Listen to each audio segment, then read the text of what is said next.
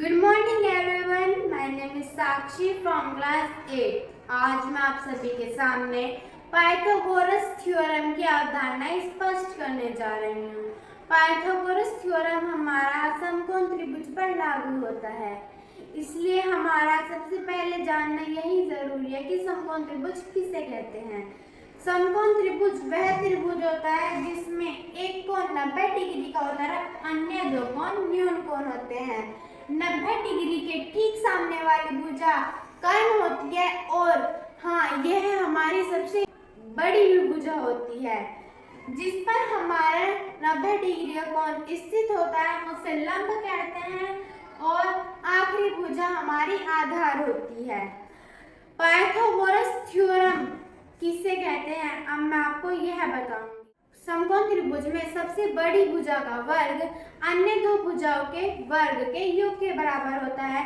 आइए इसे और आसान तरीके से समझने के लिए मैंने एक मॉडल बनाया है, मैं इसके द्वारा आपको बताऊंगी।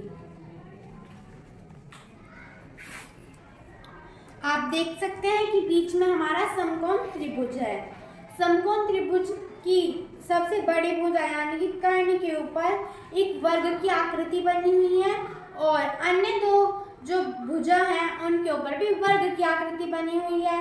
और कर्ण के ऊपर जो वर्ग है उसके अंदर उसके यानी कि उसके क्षेत्रफल के अंदर जो हमारा मटेरियल भरा हुआ है वो इन दोनों भुजाओं के क्षेत्रफल में समा जाए, इसलिए हमने ये मॉडल बनाया। आइए मैं आपको दिखाती हूँ।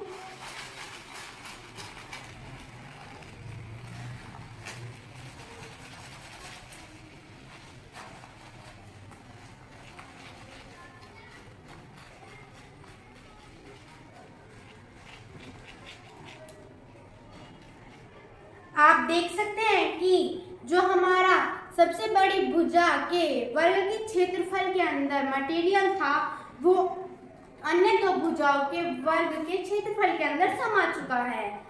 आइए इसे सिद्ध करने के लिए एक पाइथागोरियन ट्रिपलेट है।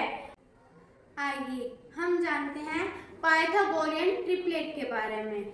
समकोण त्रिभुज की भुजाओं पर अगर ये हमारी पाइथागोरियन ट्रिपलेट काम कर गई तो वो पाइथागोरस थ्योरम पर भी सिद्ध हो जाएगी। आप जानते हैं पाइथागोरियन ट्रिपलेट का फॉर्मूला। इसका फॉर्मूला है 2n n² - 1 n² + 1। एक बार मैं आपके सामने फिर से दोहरा देती हूँ कि पाइथागोरस थ्योरम किसे कहते हैं। पाइथागोरस थ्योरम की सबसे बड़ी भुजा कर्ण होती है और कर्ण का वर्ग अन्य दो भुजाओं के वर्ग के योग के बराबर होता है। धन्यवाद।